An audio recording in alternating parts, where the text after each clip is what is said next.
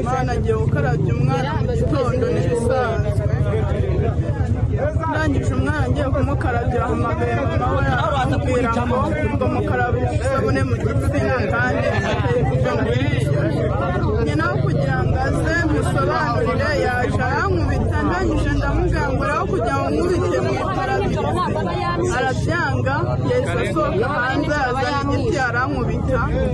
Umugabo we araza afata mu ijosi gutya arasohora. Umugore yari afite icyuma arangije bavuga ngo kuko ngo nakwica ngo ugataha. Arangije arambwira ngo ufate utwaye ngo uzinge, nawe ati mpemba ngende.